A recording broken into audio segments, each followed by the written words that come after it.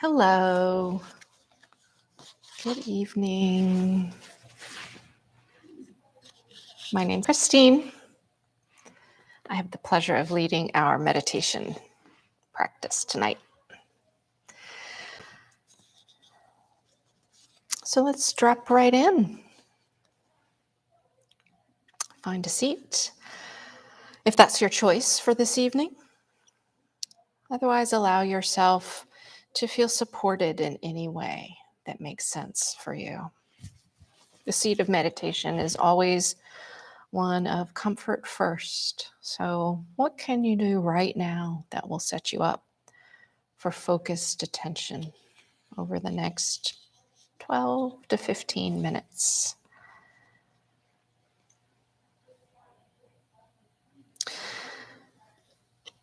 The object of our attention here as we get going will be the breath. So as you settle, you might assure yourself of being not only comfortable, but also upright and alert enough in your supported environment so that you can notice things. We're not zoning out. Inhale generously and clear the breath entirely if you haven't done so already.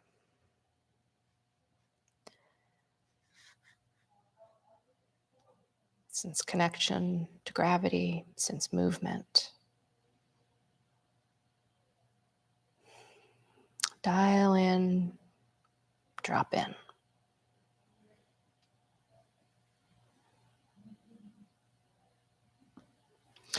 This meditation process is like a flower. So you might imagine a flower with many petals. At the center is our object of attention. This will be the breath. So continue to look for sensation, maybe in the chest, solar plexus, maybe inside the very tip of the nose.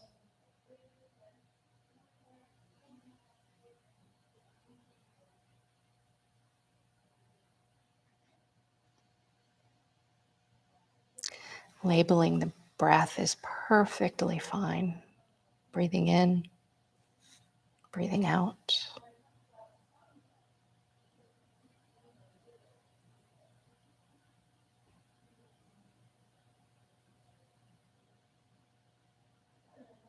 We can be like a garage attendant that watches cars leave the garage but doesn't follow them.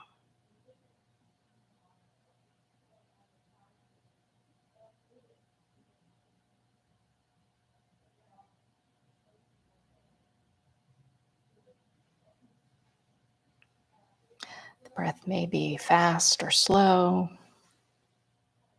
long or short. It doesn't matter. Look for sensation.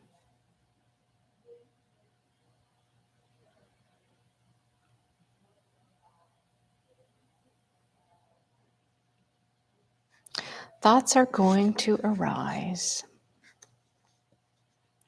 These are like petals on the flower.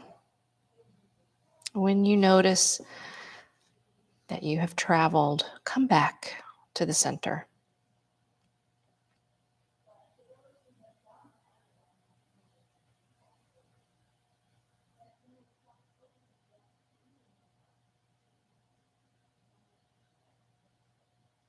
Come back.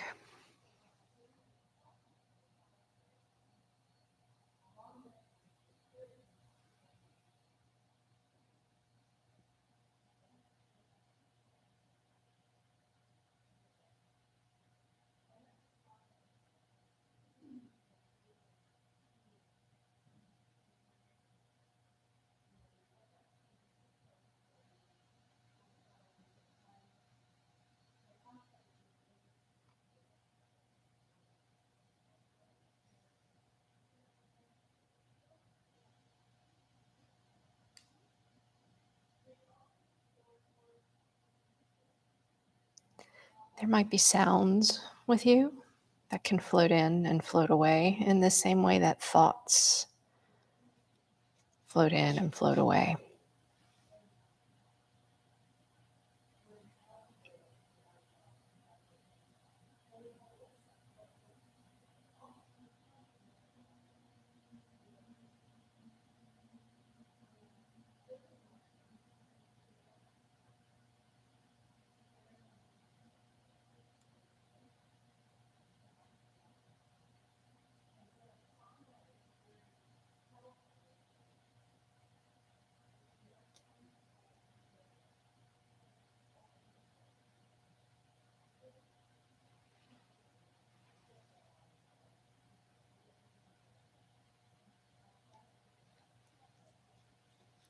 Return to the sensation, breathing, breathing,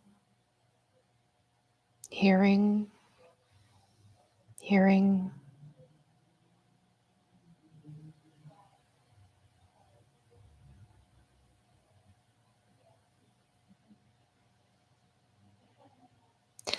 Keep adding petals to the flower.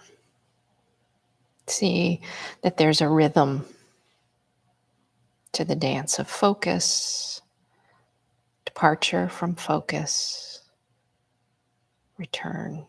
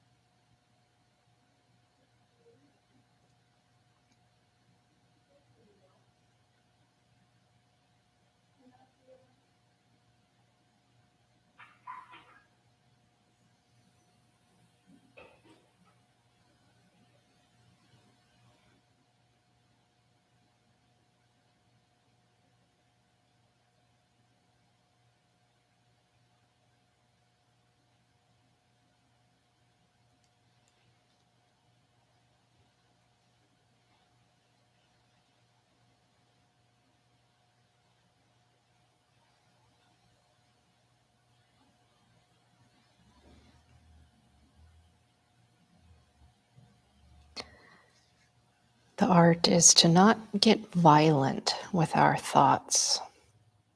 There is no other task or requirement.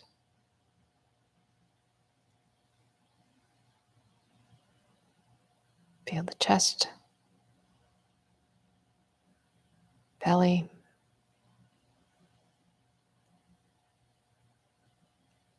inside the tip of the nose.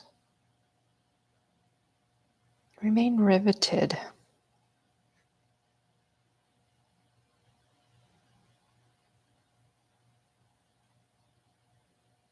And then as the mind peels away, bring it back gently.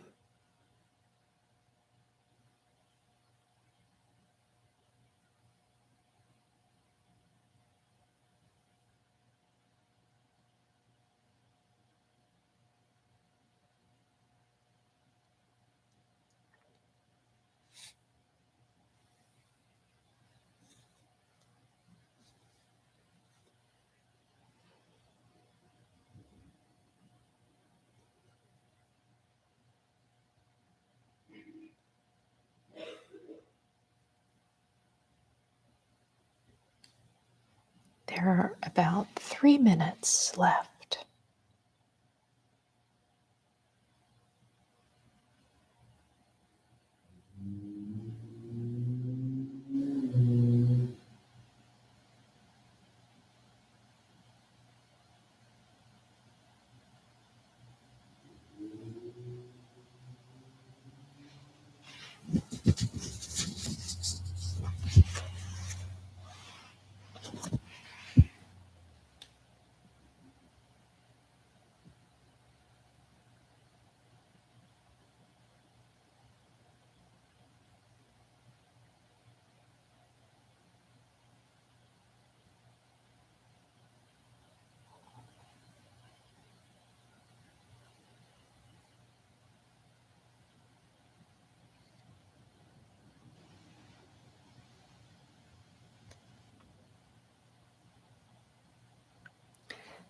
Gently but consistently,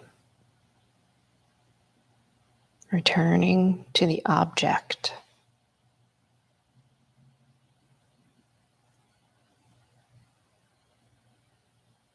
the breath.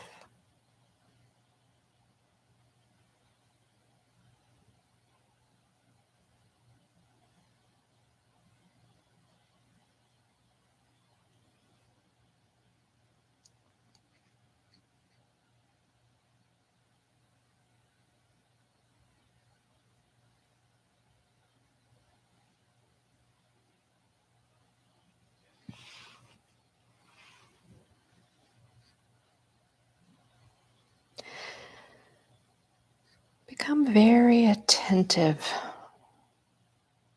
to your next movement. Feel it in the breath. And then decide what will happen next. For example, I tuck my chin slightly and then do that. Internally decide, eyes open, eyes open. You might flutter them open gently, noticing colors, shapes, light and shadow. As you arise and unwind and resettle, you might continue this close study of cause and effect, choice and action.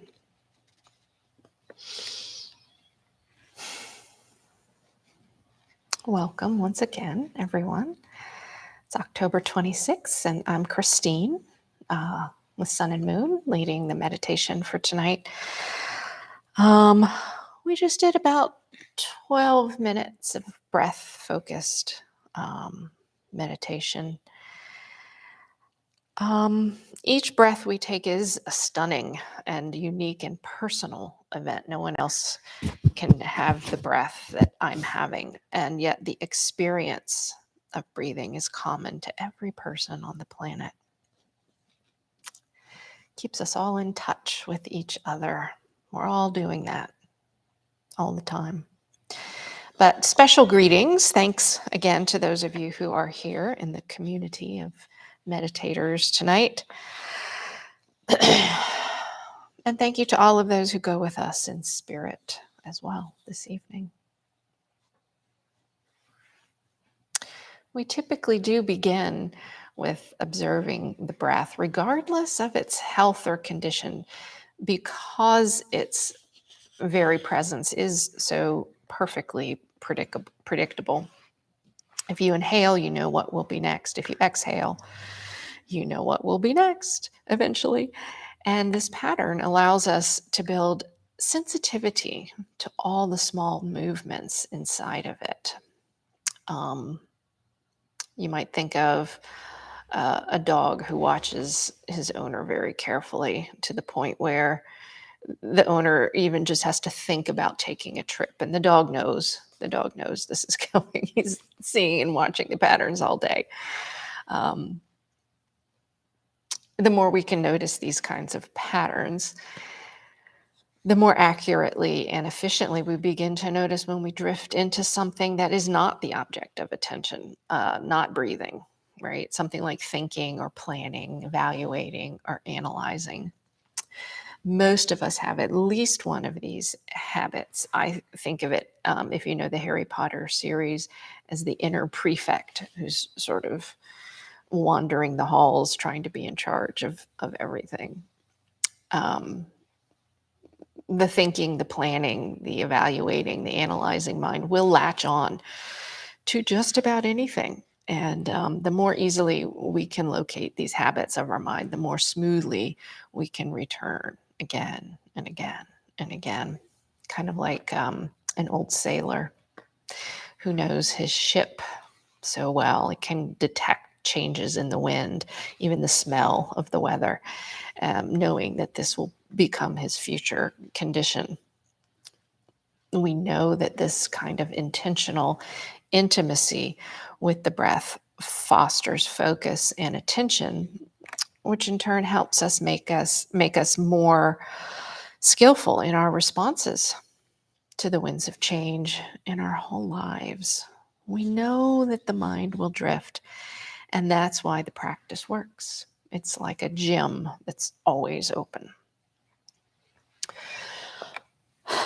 When I first encountered teachings about meditation, I was really confused um, by this idea of pinning an object or goal or desired outcome onto meditation.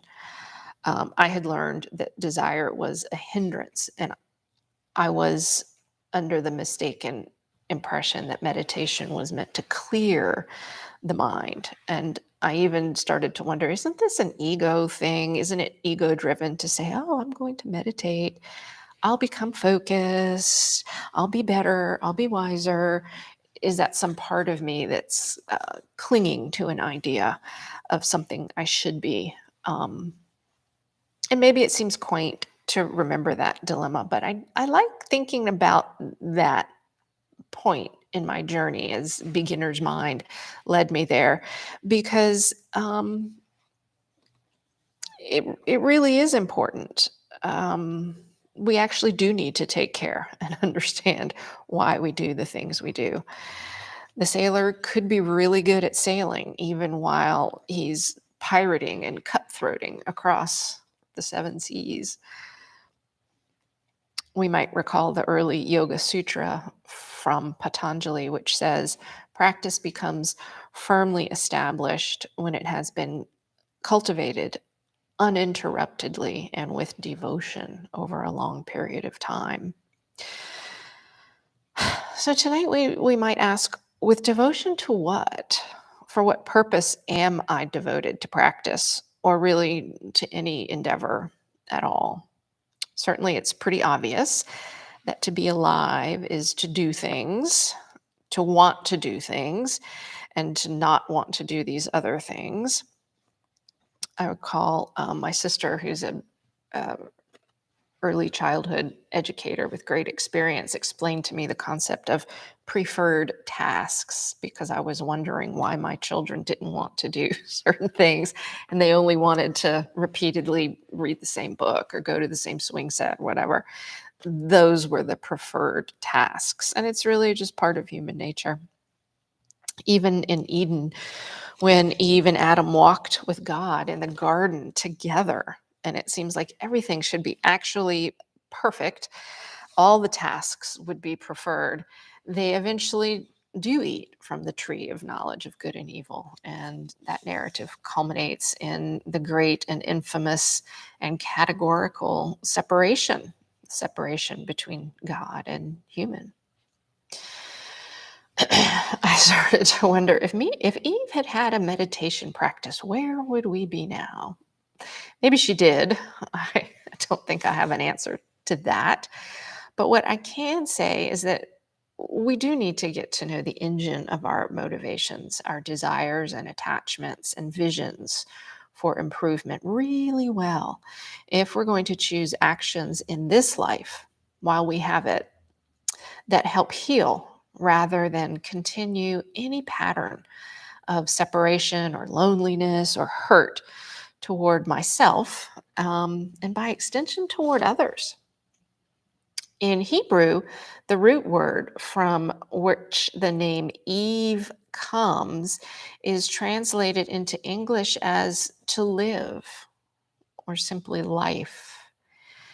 We're all alive. We're all Eve. We're all Eve. We're all Pandora opening the box.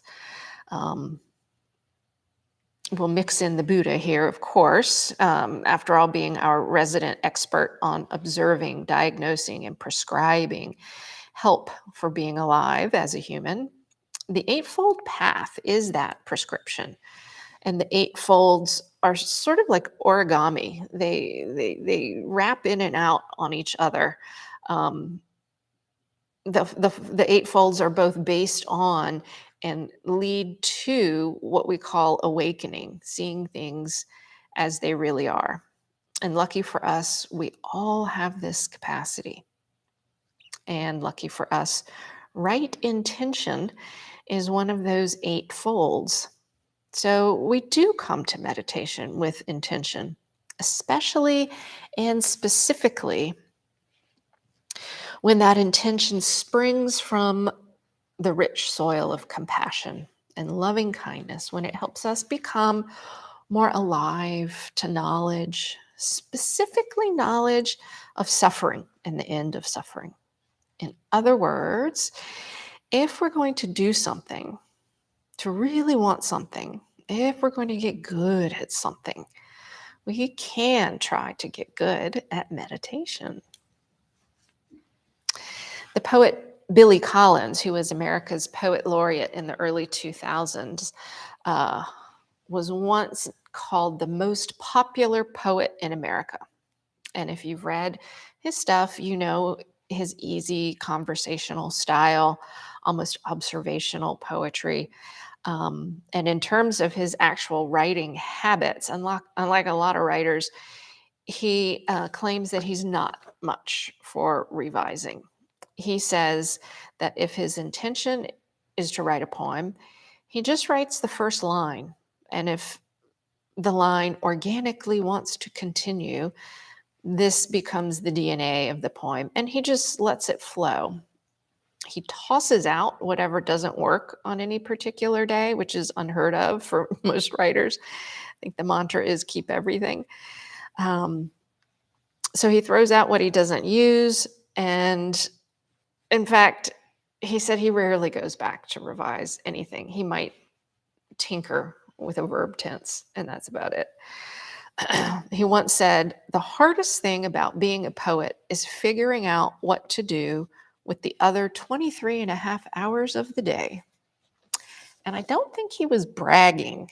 I think that really is the way it just comes for him. If our seat of meditation is as easy and fluid and non expectant as Billy Collins' writing process, then I'd say that right there is a triumph. However, he did start with the intention of producing a poem, of accomplishing something, making his mark, however tiny or ephemeral. He wanted to have an outward expression and presence in the universe. Our meditation is a tiny universe in which we can explore our intentions safely, make inquiries about them, and then let that insight inform our larger actions and accomplishments. Or if not our larger actions, maybe just our daily habits. Maybe the thing that we do from one moment to the next, from one breath to the next. I'm tucking my chin. I'm opening my eyes. This intention, the cause and effect, the toggling back and forth between these two things becomes an important object of observation as well. In the same way that we become more sensitive to the patterns of breathing, we can get more sensitive to the patterns of why we do the things we do. It doesn't have to be a mystery. We can take the practice of mindful breathing and employ the concentration and the focus that we build in order to bring what we might call insight. Sylvia Boorstein, the American author and psychotherapist and Buddhist teacher, her book, oh, I didn't bring it. I was going to show it. Her book, The Buddhist Way to Happiness, It's Easier Than You Think, was one of the first books that I read long ago when I was starting to think about these things. She actually uses the term right aspiration. And she writes in that book, The Buddhist Way to Happiness, right aspiration is what develops in the mind once we understand that freedom of choice is possible. Life is going to unfold however it does, pleasant or unpleasant, disappointing or thrilling, expected or unexpected, all of the above. What a relief it would be to know that whatever comes along, we can ride it out with grace. If we got really good at it, we could be like surfers, delighting especially in the most complicated waves. What right aspiration translates to in terms of daily action is the resolve to behave in a way that stretches the limits of conditioned response. I wonder if the hardest thing about being someone who meditates is figuring out what to do when you're not meditating, what to do with the other 23 and a half hours of the day. And that's what we might experiment with this next seated portion of our meditation tonight. We'll take another 10 to 12 minutes. So shift and find comfort. Anchor yourself in a solid feeling in hands, seat, feet, and breath. Oil the gate. Make it easy. Enter the garden.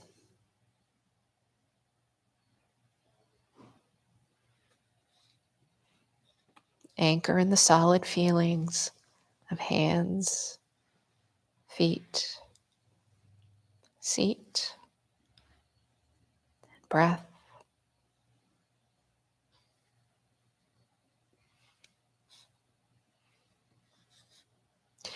And if you'd like to try this focused object of meditation, I'll invite you to revisit the scene of some small guilty pleasure, something benign, like eating leftover pie for breakfast, but something memorable and recent so that it comes to mind easily. If there's nothing like that for you, you might pick something, just a simple daily habit. For example, what did you have for breakfast? What was the last item of clothing you purchased? The last time you sent a text while in your car? The last time you binged a little Netflix? Something small, familiar. And then bring your focus in on the experience of making that choice. Can you recall, what was I thinking about when I did that thing? Why did I do that thing?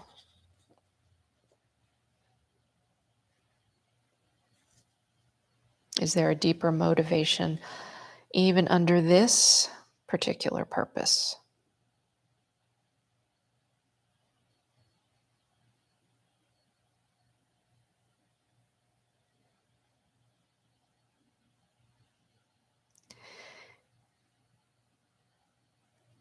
Keep following the trail. Was I trying to be healthy or to improve something? Was I trying to protect someone?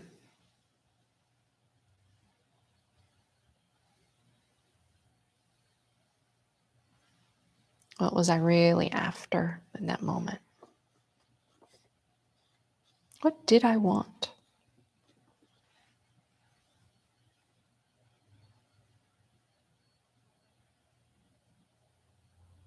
Remember, the art is to not have violence against our own thoughts. Use the intuitive mind here, the kind of thinking that flows like ink from a pen.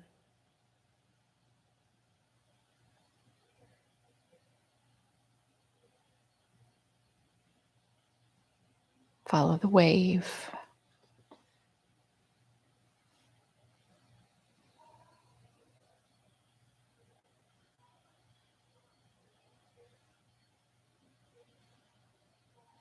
If the mind truly wanders or if you feel overwhelmed in any way, return to simply and evenly experiencing the sensation of breathing in, breathing out.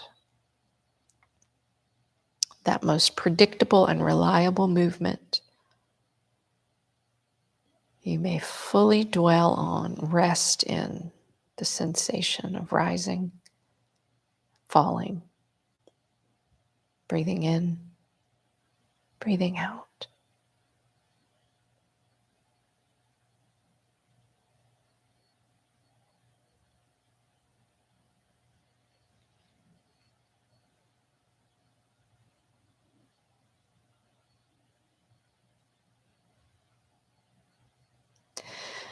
As you watch the train of thought, you decide when it has veered from the object of meditation.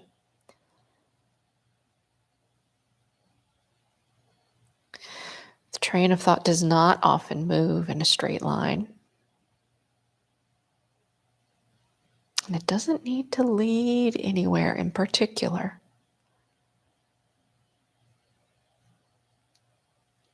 But you might keep going under and under. What did I want?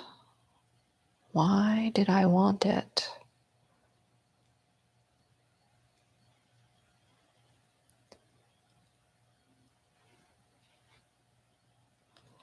Was I avoiding some other thing?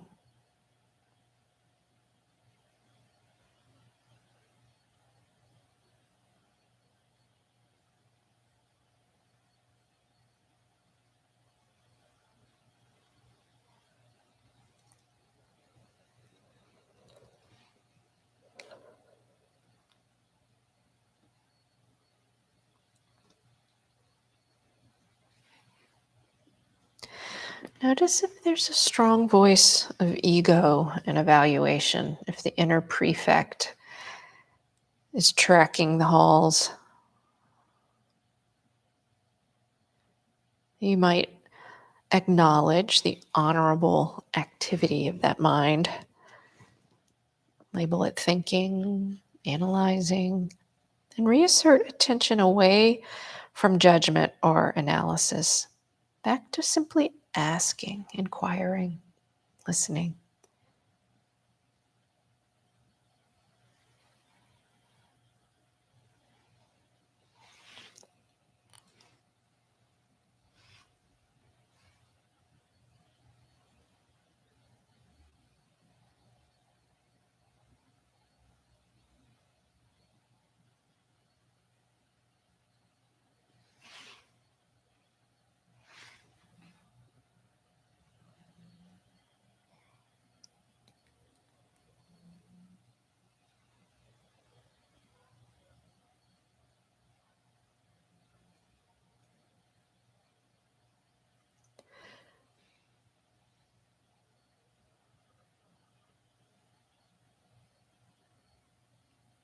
Riding with waves. You're a ship at anchor, moving and yet attentive and still.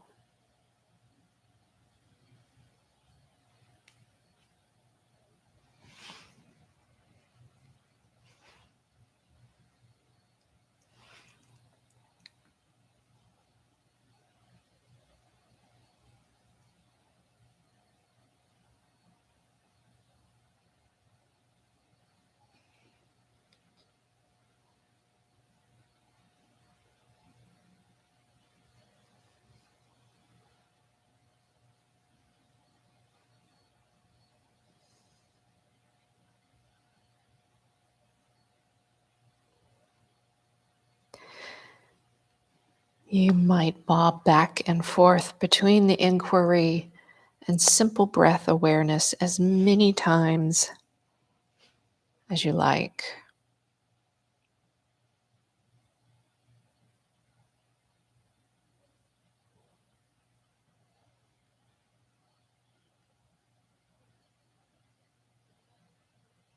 listening.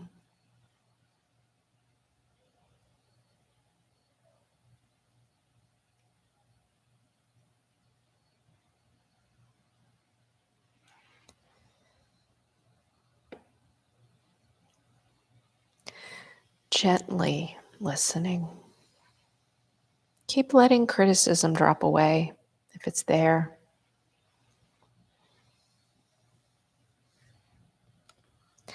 Until you land on a purpose that is devoted to compassion for yourself.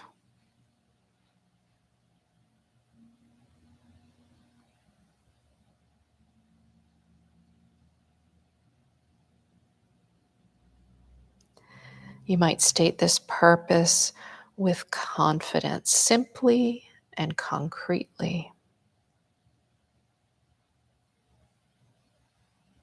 May I bring courage into my actions. May I bring calm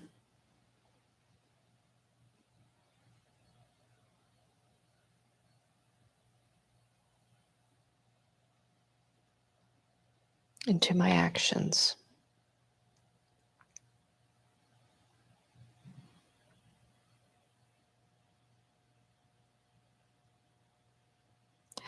Your statement can also aspire to not do things.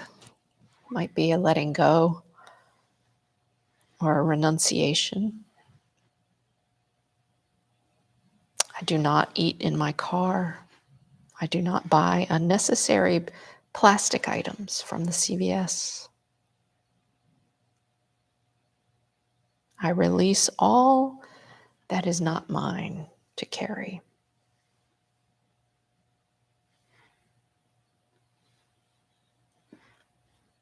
I release all that is mine, not mine to carry.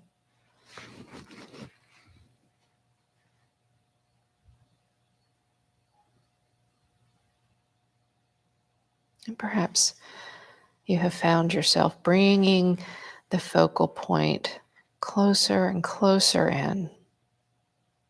And your statement is an elegant, declarative, I am calm. I am here.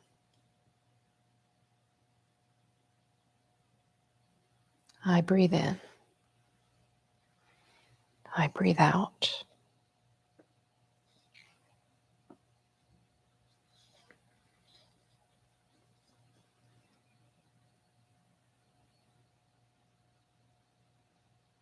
We have about 2 minutes.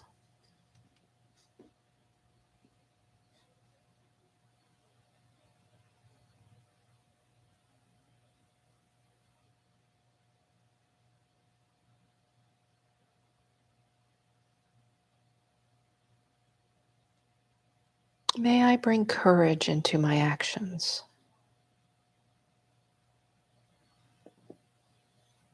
I release all that is not mine to carry. I am here. I'm calm.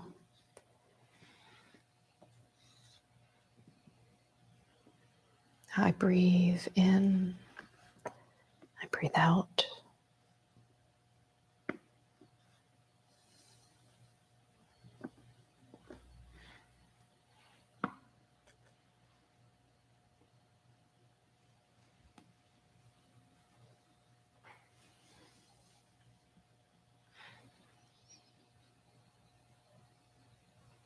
Wait for an inner cue. Call from the inside to move the body, opening the eyes if you would like, and shifting.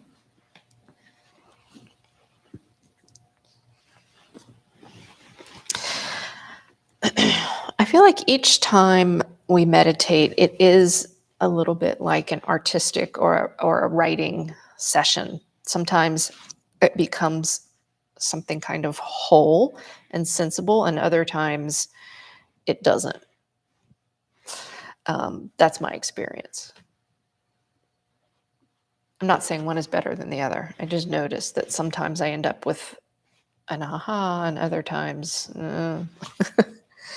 um, the Irish singer Bono of the band U2 would be a great person to ask about this. First of all, because he loves to talk, apparently, um, and also because to date, he and his band have released 436 songs over a period of 43 years and given roughly 2,017 concerts along the way. So who knows how many songs they've actually written, how many writing or creative sessions they've actually had. Um, I would guess into the thousands. In that time, not every finished song has been a hit. In fact, in an interview just last week in the New York Times, Bono evaluates his ability to write and record and release musical hits. And he says, I wished to connect with the pop charts over the last two albums and failed. He says failed. He's not in La La Land. He had a wish and he knows it was not fulfilled. So he's dealing with facts here. But he says the songwriting was really good. Behind his wish is a conscious, deeper intention. And he doesn't really say what that is, but I think it has something to do with the process. Songwriting, ing, songwriting was really good. Has something to do with what he believes a song to be. Um, and no matter what, no matter how we define those things, he's learned to keep going. So some of his songs came out to be um, finished, whole, and sensible, even popular. Others not so much. He values something deeper inside of that. I think as we go through all our endeavors, we do set goals, we do try, and it's important to get in touch with the source of inspiration that's going to keep us up and running. This can be facilitated as we learn more and more how to add an equal measure of calm and easy presence to whatever happens, unfolding the two wings of awareness and compassion as we fly, as we surf um, through life. Sylvia Boorstein continues in her book and in talking about right aspiration. Every situation, she says, is an opportunity to practice, is an opportunity to practice our aspirations. So as we take a final sit here, which will be mostly silent, I thought we might try to reconnect with a sense of self-trust, a rising tide of love, compassion, acceptance. Make yourself comfortable.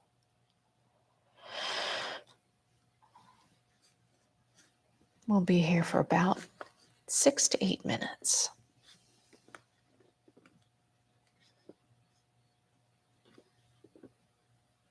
You might begin with the flower of the breath.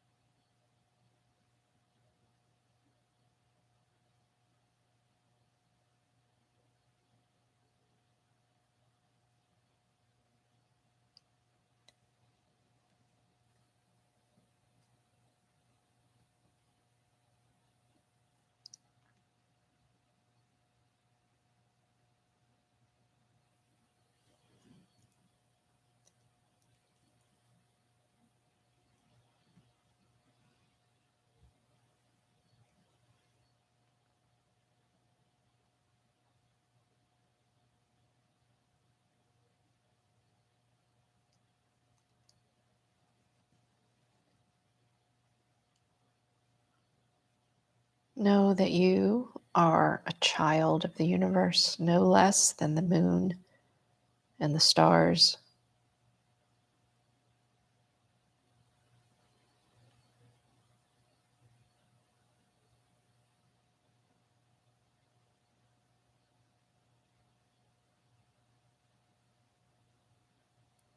Let this next breath be a song.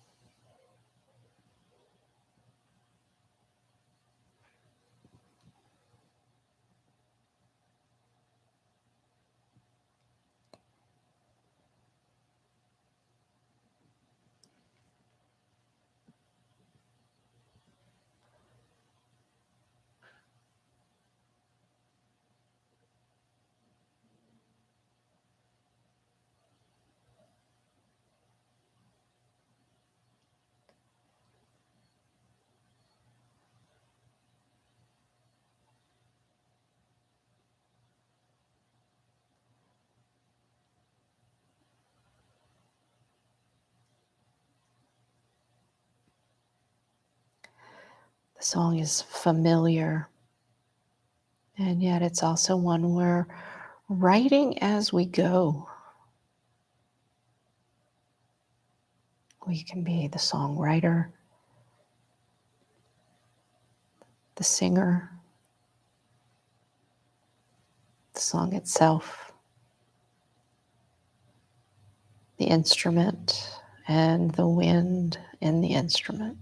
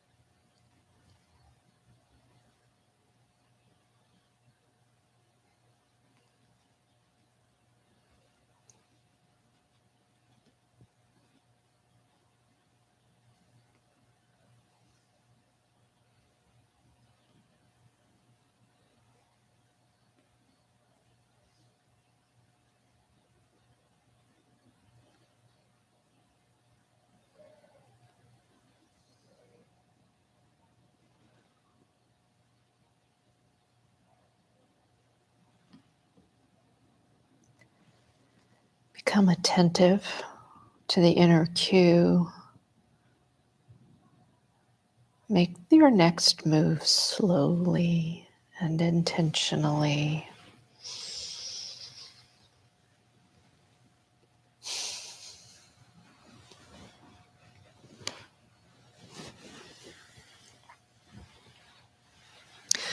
We might close our meditation practice this evening with a shared community breath, perhaps with a hand over the heart.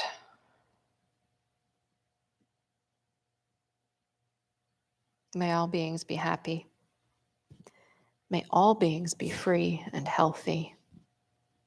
May all beings know peace. Farewell, and thank you.